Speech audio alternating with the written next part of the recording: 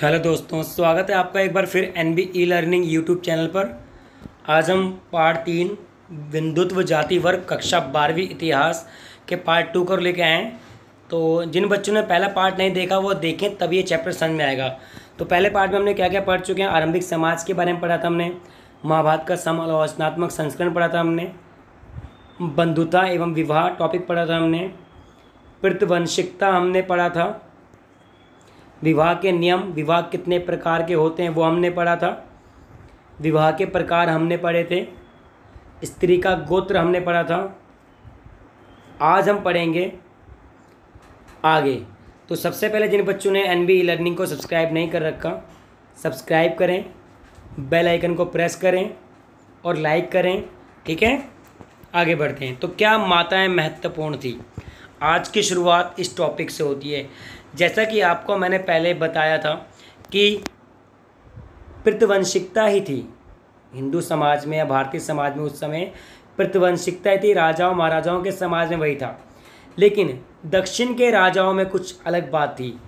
तो क्या माताएं महत्वपूर्ण थी? तो इसका शुरुआत करते हैं कि सातवाहन राजाओं को उनके मातृ नाम यानी माता के नाम से उद्धृत से चिन्हित किया जाता था। इससे यह प्रतीत होता है कि माताएं महत्वपूर्ण थी।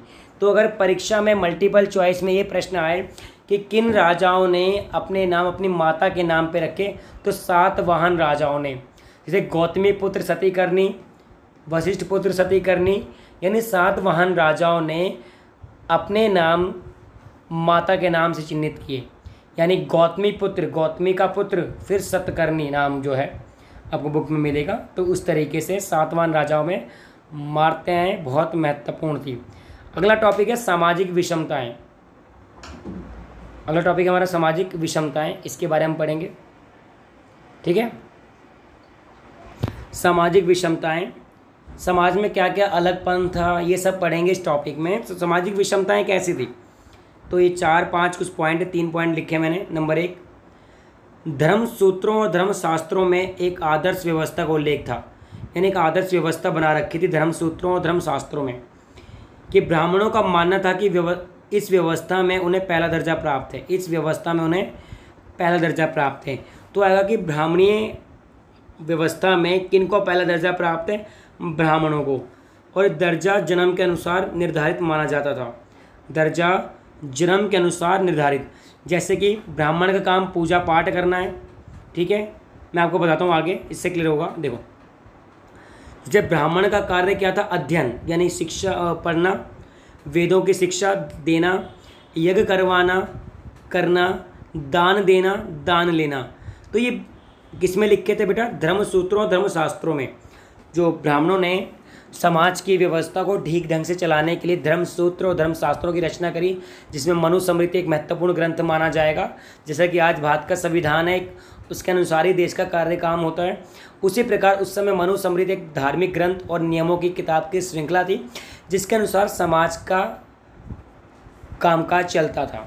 तो ब्राह्मणों का काम नोट करना है बच्चों: अध्ययन करना, वेदों की शिक्षा, यज्ञ करवाना, दान देना, दान लेना।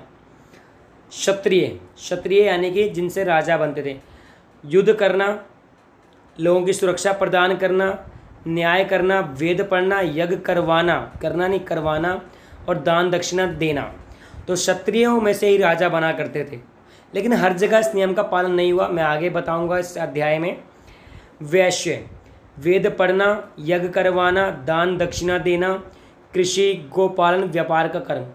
तो व्यापारी वर्ग और अन्य ऊपर के 3 काम इनमें कॉमन थे। लेकिन वैश्य, इनका जो काम था तीनों उच्च वर्णों की सेवा करना। तो इस सामाजिक विषमता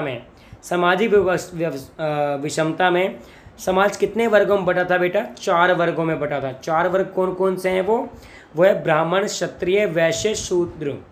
बेटा यहाँ पे शूद्र, ठीक है, गलती से टाइप हो गया है शूद्र, मैं लिख देता हूँ आपके लिए।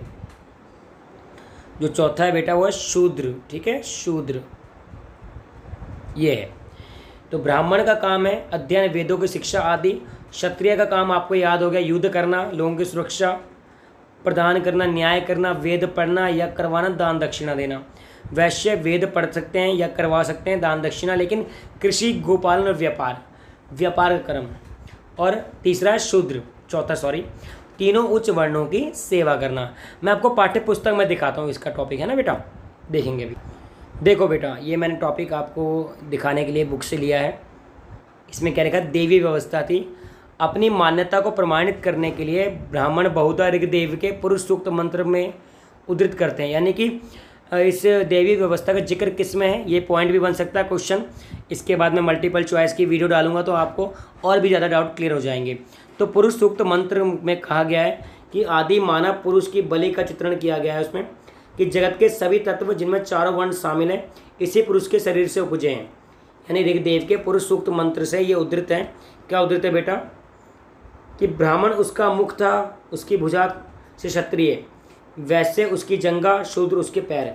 तो मुख ब्राह्मण का, मुख ब्रह्मा का मुख, यानी ब्रह्मा का मुख ब्राह्मण का है, उसकी भुजाएं क्षत्रियाँ, वैसे जंघा और पैर शूद्र।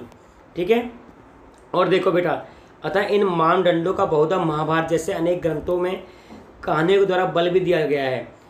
कहानी में भी कहा गया है, जैसे कर्ण सूत पुत्र कहे जाते थे, उनको राज अभिषेक नहीं मिला। तो ये जन्म से ही हो गया कि जिस परिवार में आप जन्म लोगे आपको वो काम करना है। पहले कर्म के आधार पर था ऋग्वेद में, लेकिन जब धर्म सूत्र धर्म शास्त्र लिखे गए तो जन्म के आधार पर बन गया। ठीक है बेटा, आगे बढ़ते हैं। लेकिन कई बार ऐसा हुआ है बच्चों कि लोगों ने इन धर्म सूत्रों धर्म शास्त्रों को नहीं माना। धर्म सूत्र धर्म शास्त्र के काम का सिंपल लिखें कि ब्राह्मण काम है पूजा पाठ करना, क्षत्रिय का राजा बन के देश सेवा करना, वैश्य का व्यापार करना, शूद्र के तीनों की सेवा करना। लेकिन ऐसे एक टॉपिक है हमारे पास बुक में और ऐसे उदाहरण हैं जिसमें ये बताया गया है कि राजा क्षत्रिय नहीं थे।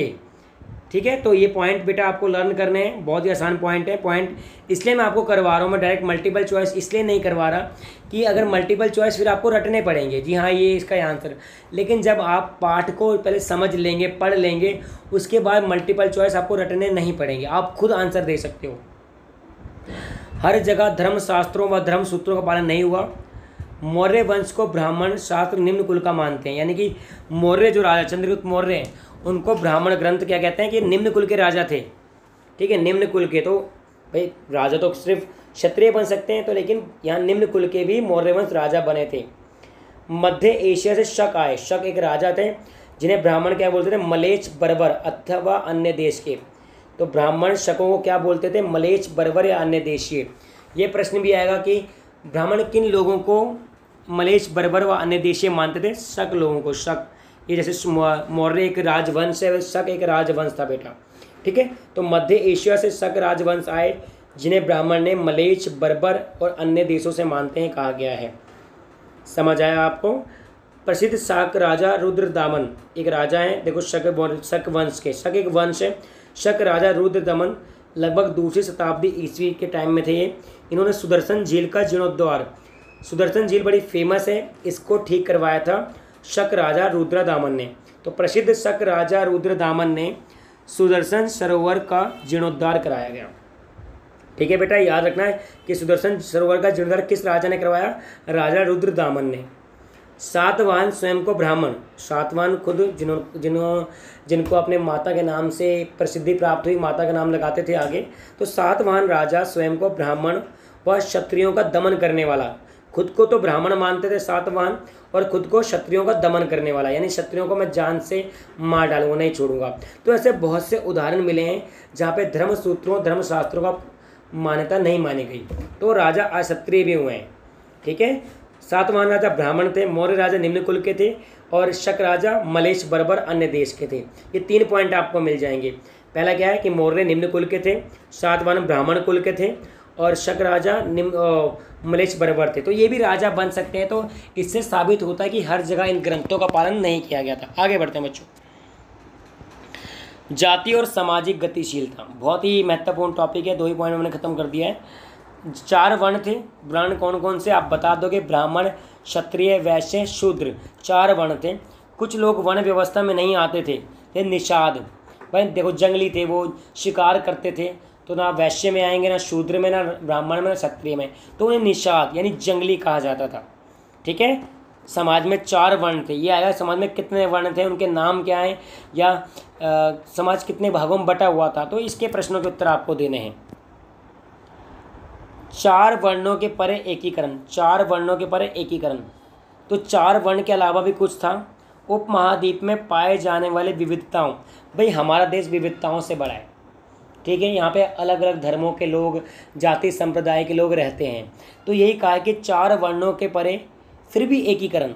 उपमहाद्वीप में पाए जाने वाले विविधताओं की वजह से यह हमेशा ऐसे समुदाय रहे हैं जिन पर ब्राह्मणों का कोई प्रभाव नहीं पड़ा है। कौन कौन, अभी आप बता दोगे। सातवाहन हो गए, ठीक है, शक राजा हो गए और मौर्य राजा हो गए।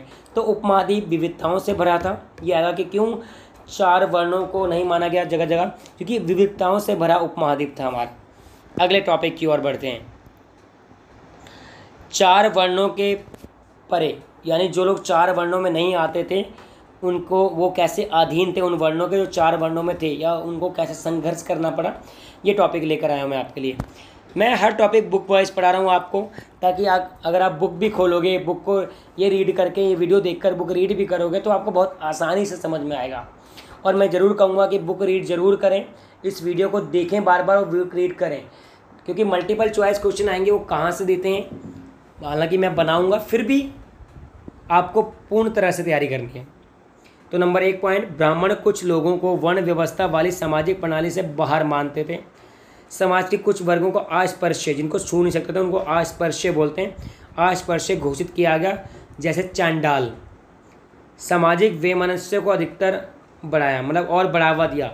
वैमनस्य क्या होता है, ये जो नोक झोंक होती है, दुश्मनी होती है, तो इसको बढ़ावा क्यों मिला? भाई आपने 4 डिसाइड कर दिए, ब्राह्मण, क्षत्रिय, वैश्य, शूद्र। भाई जो अदर पर्सन है वो इसमें तो आ नहीं रहा, तो भाई वो अपने हक की लड़ाई करेगा, तो ये चीज़। तो चंडाल लोग थे जिनको बाहर किया गया। चंडालों की जो कर्तव्य मनुस्मृति में बताए गए हैं, अगर आपके पास 4 पॉइंट आते हैं कि ये किनके कर्तव्य हैं, तो मनुस्मृति में चंडालों के कर्तव्य हैं। इनको गांव से बाहर रहना पड़ता था बेटा। फेंके हुए बर्तन इस्तेमाल करते थे ये लोग। मरे हुए लोगों के आभूषण पहनते थे जिनका कोई नहीं होता, और जानवर आदि की अंत्येष्टि करते हैं, यानी मरने के बाद जो क्रियाक्रम होता है जिनका कोई नहीं होता परिवार में, और जो जानवर आदि मर जाते थे उनकी अंत्येष्टि करते थे। कौन? चांडाल लोग। तो ये आपको नोट करना है कि 4 वर्णों के परे भी एक समाज था जिन्हें चांडाल नाम से बुलाया गया है, ठीक है। 4 वर्णों के परे भी एक समाज था जिन्हें चांडाल नाम से बुलाया गया है, वो ये हैं, ठीक है। गांव से बाहर रहना पड़ता था, फेंके हुए बर्तन इस्तेमाल करने पड़ते थे, मरे हुए लोगों के आभूषण पहनते थे, जिनका कोई नहीं होता, जानवर आदि की अंत्येष्टि करते थे। आप केवल सुन के भी ये चैप्टर याद कर सकते हो, अगर आप इसको हेडफोन लगा के अगर आंखें बंद करके सुनोगे तब भी आपको याद हो जाएगा। संपत्ति पे स्त्री और पुरुष के अधिकार। तो इससे पहले मैं 3 कहानियाँ सुनाऊंगा जो आपकी पाठ्य पुस्तक में बहुत इंपॉर्टेंट है। एक क्वेश्चन आता है परीक्षा में अक्सर कि इन लोगों ने अपने धार्मिक कर्तव्य का पालन नहीं किया। किसने नहीं किया बताता हूँ। गुरु द्रोण ने नहीं किया, ठीक है। हमारे भीम और एक राक्षसी है, उनका विवाह होता उन्होंने नहीं किया, और एक जो नीची जाति के थे उन्होंने नहीं किया। तो ये 3 कहानियाँ आपको पढ़नी चाहिए। मैं एक बार दिखा देता हूँ कौन कौन सी पढ़नी है। इसमें से अक्सर प्रश्न पूछे जाते हैं, ठीक है बेटा। फिर इस टॉपिक को पढ़ते हैं हम। ये टॉपिक है बेटा उचित सामाजिक कर्तव्य। एक टॉपिक पढ़ा था ना आपको कि इनके काम फिक्स थे। तो महाभारत के आदि पर्व में एक कहानी है, ये आपको नोट करना कि कहाँ से कहानी ले गई है। महाभारत के आदि पर्व में एक कहानी है। क्या कहानी? आपने कई बार टीवी में भी देखा, एक मूवी भी सुपर 30 बनी थी। तो एक बार ब्राह्मण द्रोण के पास, जो कुरु वंश के राजकुमार हो, कुरु वही हैं कौरव, धनुर्विद्या की शिक्षा देते हैं। एकलव्य नामक वनवासी निषाद, निषाद शिकारी समुदाय को निषाद कहते हैं। नोट कर लो, ये आएगा कि निषाद मतलब शिकारी समुदाय आया। द्रोण ने जो धर्म समझते थे उसे शिष्य के रूप में स्वीकार करने से मना कर दिया। भाई गुरु का कर्तव्य क्या है, कोई भी शिष्य हो उसको स्वीकार करे, लेकिन मना कर दिया। एकलव्य ने वन में लौटकर मिट्टी से द्रोण की प्रतिमा बनाई। उसे अपना गुरु मानकर वह स्वयं ही तीर चलाने का अभ्यास करने लगा। समय के साथ वह तीर चलाने में इतना सिद्धहस्त हो गया कि एक दिन कुरु राजकुमार अपने कुत्ते के साथ जंगल में शिकार करते हुए एकलव्य के समीप पहुंच गए। कुत्ता काले मृग चमड़ी के वस्त्र से लिपटे निषाद को देखकर भौंकने लगा। क्रोधित होकर एकलव्य ने एक साथ 7 तीर चलाकर उसका मुंह बंद कर दिया। ये नोट करना कि कितने तीर चलाए थे, 7 तीर।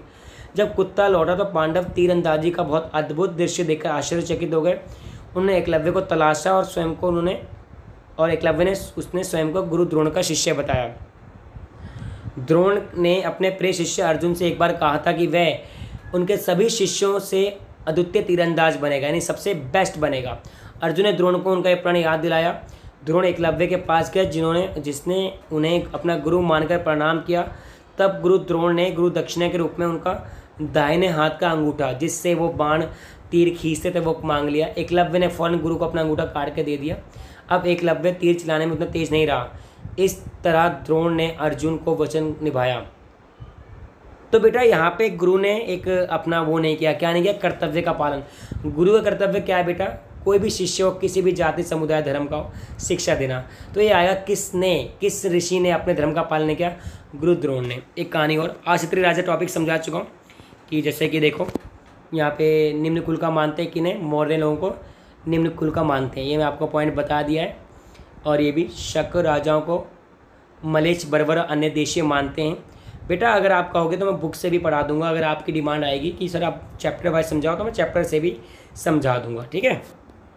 आगे और शासक रुद्रदामन, इनके बारे में बताया मैंने, ठीक है। तो ऐसे बहुत सारे थे। और गौतमी पुत्र सतीकर्णी, जो आपको उदाहरण दिया था मैंने, 7 कहानी। स्वयं को इन्हें अनूठा ब्राह्मण बताया। तो ये आएगा कि किसने स्वयं को अनूठा ब्राह्मण बताया, गौतमी पुत्र सतीकर्णी, सतकर्णी। इन्होंने क्षत्रियों का हरण करने वाला बताया, स्वयं को ब्राह्मण बताया और इन्होंने ये कहा था, ठीक है बेटा। आगे बढ़ते हैं, एक और कहानी सुनाता हूँ, बड़ी अच्छी कहानी है। कहाँ है वो कहानी, हाँ, बाघ ऋष्यपति। यहाँ पे भी एक कहानी है जिसमें उसने अपने कर्तव्य का पालन नहीं किया। ये कहानी भी आदि पर्वन से ली गई, वो भी आदि पर्वन से। पांडव एक बार वन में चले गए थे बेटा, थक कर सो गए। तो केवल दूसरे नंबर के पांडव भीम अपने बल के लिए प्रसिद्ध थे, रखवाली करते रहे। एक नरभक्षी राक्षस पांडवों, हाँ हिडिम्बा, सॉरी इसका नाम हिडिम्बा है। हिडिम्बा ने गुरु द्रोण ने अपने धार्मिक कर्तव्य का पालन नहीं किया, तो राक्षसी थी। तो राक्षस ने को पांडवों की गण ने विचलित किया। उसने अपनी बहन हिडिम्बा को उन्हें पकड़कर लाने के लिए भेजा। हिडिम्बा भीम को देखकर मोहित हो गई, सुंदर स्त्री बन गई और विवाह का प्रस्ताव किया। उन्होंने विवाह अस्वीकार कर दिया। फिर वहाँ पे राक्षस आ गए, दोनों मल्ल युद्ध हुआ, भीम जीत गए, ठीक है। फिर उन्होंने क्या किया, सब पांडव भी जाग गए और कुंती भी जाग गई। तो कुंती से बोली वो, हे उत्तम देवी, मैंने मित्र मानव सबका धर्म परित्याग कर दिया। देखो धर्म परित्याग कर दिया है, अच्छा मुझे शादी करवा दो। तो उनसे ही घटोत्कच, सुना हुआ नाम, बड़ा फेमस नाम है ये, जो बेटा हुआ उनका बड़ा शक्तिशाली। तो भीम और हिडिम्बे का पुत्र का नाम घटोत्कच, ठीक है बेटा, घटोत्कच था। एक कहानी और है, फिर मैं चैप्टर करवाता हूँ आपको। कहानी इंटरेस्टिंग इसलिए पढ़ा रहा हूँ बेटा। एक चंडाल ने भी अपने कर्तव्य का पालन नहीं किया, ठीक है। एक चंडाल ने, उसका नाम क्या था, रुक जाओ, मातंग, सॉरी उसका नाम था बोधिसत्व, हाँ चंडाल, ठीक है। तो एक बार बोधिसत्व बनारस नगर के बाहर एक चंडाल के पुत्र के रूप में जन्म लिया। बोधिसत्व किसका नाम है, महात्मा बुद्ध के पहले का नाम है। उनका नाम मातंग था। एक दिन वे किसी कार्यवश नगर में गए। उसकी मुलाकात दित मांगलिक नामक कन्या व्यापारी की पुत्री से हुई। चंडाल को देखना अलाउड नहीं था। चंडाल को अगर कोई देख ले तो उसको नहाना पड़ता या कुछ ऐसी पूजा करके अपने पाप को धोना पड़ता था। चिल्लाई कि मैंने कुछ अशुभ देख लिया। किसने, दित नामक मांगलिक महिला ने। ये कहकर अपनी आंखें धोई। उसके क्रोधित सेवकों ने मातंग की पिटाई कर दी। मातंग ऋषि की, चंडाल थे जो। मातंग व्यापारी घर के दरवाजे के बाहर जाकर लेट गए। 7वें रोज घर के लोगों ने बाहर आकर दित को ने सौंप दिया।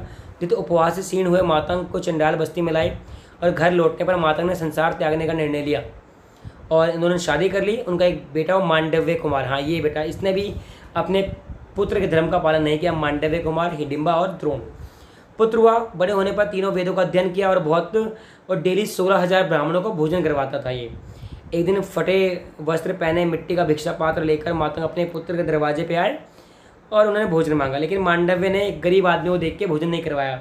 जबकि एक दो लंगर लगता है या कोई बटता है कोई चीज़ तो सबका हक है उस पर, ऐसा नहीं कि अमीर को मिला गरीब को नहीं मिलेगा। लेकिन उसने अपने कर्तव्य का पालन नहीं किया और मांडव्य ने क्रोधित होकर सेवकों से मातंग को बाहर निकलने को कहा।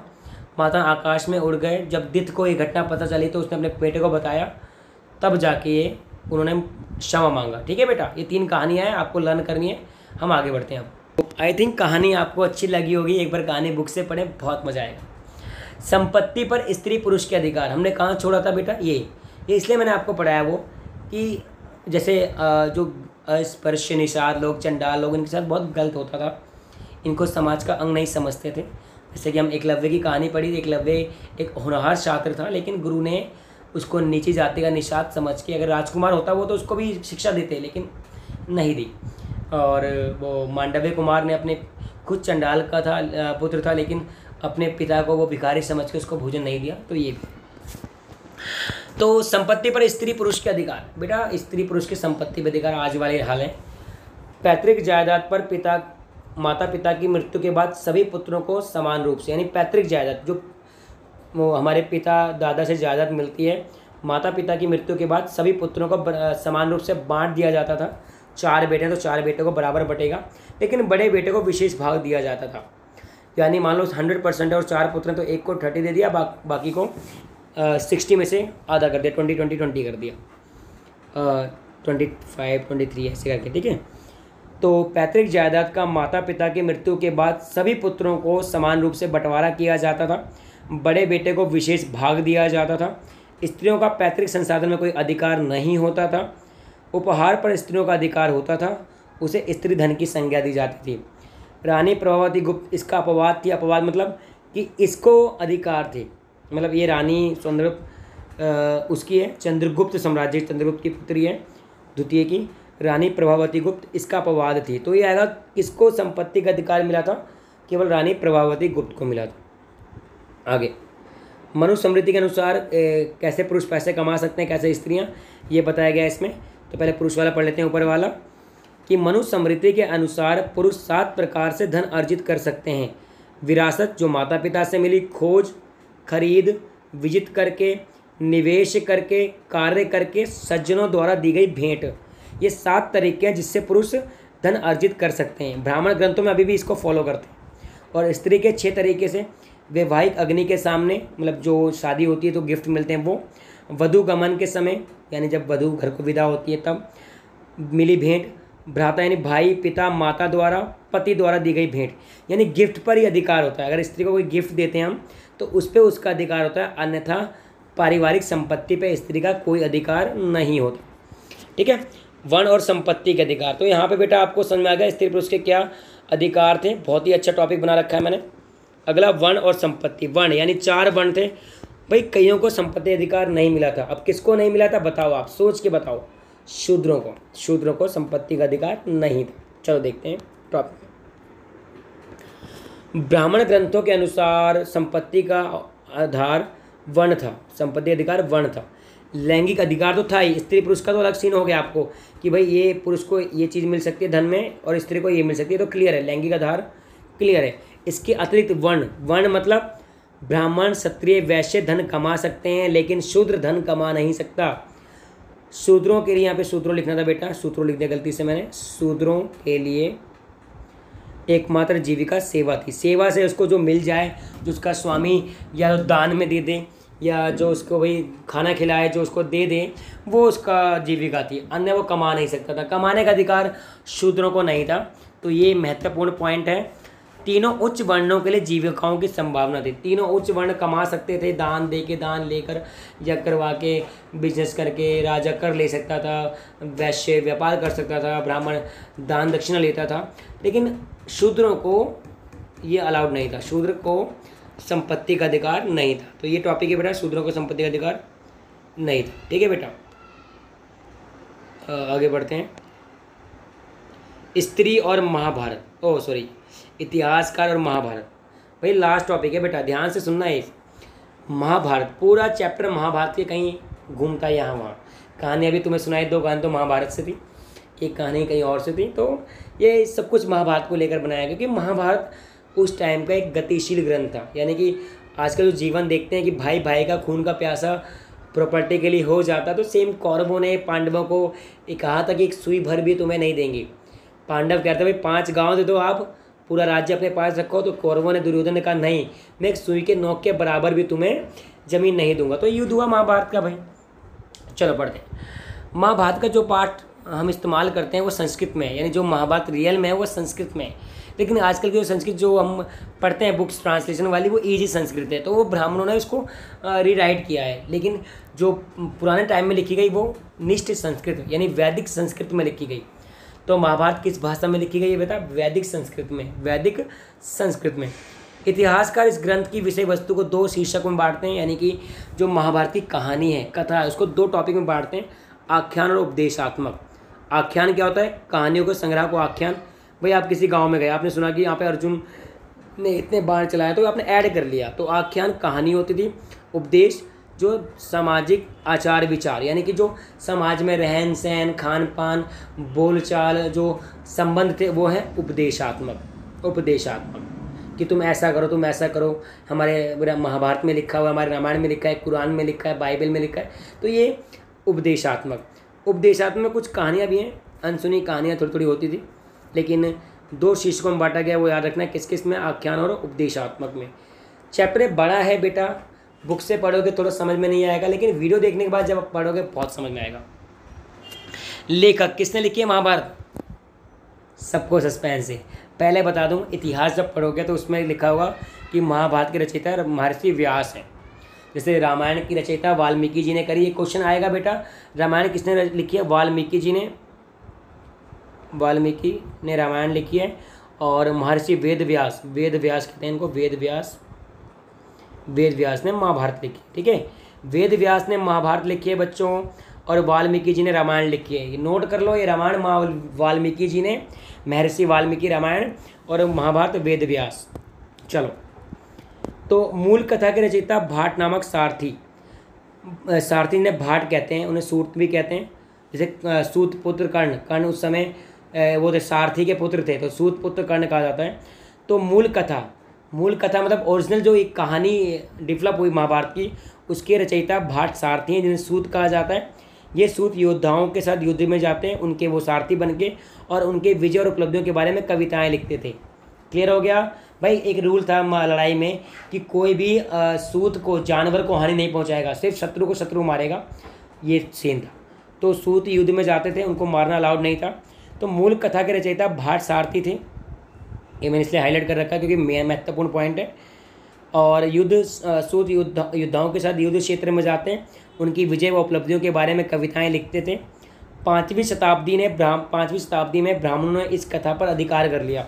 जो चेंजेस आए बेटा वो ब्राह्मणों ने किए हैं 5वीं सेंचुरी में, 5th सेंचुरी में ब्राह्मणों ने कहा कि ये कथा हमारे अंडर में, भगवान ने हमें लिख के दिए। और स्टार्टिंग में 1000 श्लोक थे, 10,000 श्लोक थे, बाद में 1 लाख श्लोक हो गए, तो 90,000 श्लोक अपने आप तो लिखे नहीं गए होंगे। तो ब्राह्मणों ने जो समझा अच्छा भला, उनको लिपिबद्ध कर दिया और महाभारत को एक बहुत बड़ा ग्रंथ बना दिया। वैसे तो इसका टाइम पीरियड कुछ कंफर्म नहीं, लेकिन कुछ 200 ईसा पूर्व से 200 ईस्वी तक लिखा गया है, जो कि मनुस्मृति का काल है, क्योंकि उस दौरान कुछ विचार मनुस्मृति में सेम पाए गए जो महाभारत में पाए गए, तो इससे अंदाज़ा लगा सकते हैं हम। और साहित्यिक परंपरा में रचयिता महर्षि वेद व्यास माने जाते हैं। तो वेद व्यास साहित्यिक रूप से अगर आ जाएगा कि साहित्यिक परंपरा में इसके रचयिता कौन है, जब तक मूल कथा नहीं आए तो आप व्यास लिखोगे, जब मूल कथा आ जाएगा तो भाट सारथी लिखोगे। ठीक है बच्चों। सादृश्यता की खोज, यानी कि इसके जैसे जो चीज़ें मिली सेम टू सेम, वो कहाँ कहाँ मिली, तो एक बीबी लाल हैं, इनके बारे में याद करना है आपको। 1951-52 में पुरातत्ववेत्ता बीबी लाल ने मेरठ जिले के हस्तिनापुर नामक गांव में खुदाई करी। उत्खनन मतलब खुदाई करी, और वहाँ पे एक गांव पाया जिसका नाम हस्तिनापुर था। तो उन्होंने क्वेश्चन किया, क्या ये वही हस्तिनापुर है? समझ में आया कि 1951-52 में जो आर्कियोलॉजिकल पुरातत्वविद होते हैं, जिसमें एक बीबी लाल जी थे, उन्होंने मेरठ के एक ज़िले में, मेरठ एक ज़िला डिस्ट्रिक्ट है, उसमें हस्तिनापुर नामक एक गाँव है, वहाँ पे खुदाई करी और खुद से प्रश्न किया, क्या ये वही हस्तिनापुर है? क्योंकि महाभारत में लिखा हुआ है कुरुओं की राजधानी हस्तिनापुर थी। याद रखना, महाभारत के अनुसार कुरुओं की राजधानी हस्तिनापुर थी। तो बीबी लाल ने क्वेश्चन किया, क्या यही वही हस्तिनापुर है? और बीबी लाल को यहाँ आबादी के 5 स्तर, यानी 5 आबादी अलग अलग। अब बोलोगे आबादी सर कैसे पता चलता है? जब मिट्टी खुदाई करते हैं तो 5 अलग अलग लेयर मिलती है, वहाँ पे अलग अलग सामान मिलता है। जैसे मान लो जो नई, अब मान लो ये जनरेशन ख़त्म हो गई, तो खुदाई करेंगे तो स्मार्टफोन मिलेंगे भाई, स्मार्टफोन, हेडफोन, सिम कार्ड, फिर खोदेंगे, फिर बर्तन मिलेंगे। तो ये 5 साक्ष्य, इस तरह के साक्ष्य मिले, जिसमें दूसरा और तीसरा हमारे लिए बहुत महत्वपूर्ण है, क्योंकि वो ज़्यादा पुरानी नहीं है, जिस टाइम की महाभारत बताते हैं उस टाइम की ही पुरानी है, इसलिए। और सबसे लास्ट टॉपिक, महाभारत एक गतिशील ग्रंथ है। क्यों है गतिशील ग्रंथ? क्योंकि अभी भी इसमें ऐड ऑन हो रहा है। ऐड ऑन मतलब कुछ किस्से कहानियाँ जुड़ जाते हैं, इसका उदाहरण मैं टीवी प्रोग्राम से ले सकता हूँ। आप 2 चैनल में महाभारत देखना, दोनों में अलग अलग कहानी दिखाई जाएगी, है ना। तो इसलिए महाभारत एक गतिशील ग्रंथ है, समय समय पर इसमें परिवर्तन होते रहते हैं। और जितने भी नोट्स हैं आपको NB लर्निंग द्वारा प्रोवाइड किए गए हैं, तो लर्निंग करते रहिए, सीखते रहिए। ये चैप्टर है पूरा बेटा, एक बार देख लेंगे जो टॉपिक मैंने आपको पढ़ाया है। टॉपिक का नाम बंधुत्व यानी भाईचारा पढ़ चुके हैं हम। जाति और वर्ग, वर्ग 4 वर्गों में बटा हुआ था। जाति जो जन्म लेने के साथ ही हमारे साथ जुड़ जाती थी। बंधुत्व भाई भाई, जो कौरव पांडवों की कहानी। तो चैप्टर 600 ईसा पूर्व से 600 ईस्वी तक का है। और कहानी शुरू हुई थी महाभारत के समालोचनात्मक संस्करण से। तो बच्चों जो पहली वीडियो देखेगा वो दूसरी ज़रूर देखेगा, और जो दूसरी देख रहा है वो पहली ज़रूर देखेगा। अगर लगातार देख लोगे तो बेटा कंसेप्ट क्लियर हो जाएगा। और इस चैप्टर से जुड़े कुछ और जो टॉपिक होंगे, जो नए टॉपिक होंगे जिनको मैं इंक्लूड नहीं कर पाया, वो 3rd पार्ट में लेकर आऊँगा। तो फिलहाल देखते रहिए, NB लर्निंग के साथ जुड़े रहिए और चैनल को सब्सक्राइब जरूर कीजिए, ताकि हम और ज़्यादा मोटिवेट होकर आपके लिए अच्छी अच्छी वीडियो लेकर आएँ। ठीक है, 9वीं से 12वीं तक की पढ़ाई होंगी, तो आपके जो छोटे भाई बहन हैं उन्हें भी कहिए सब्सक्राइब करने के लिए। Stay healthy, stay keep. Thank you.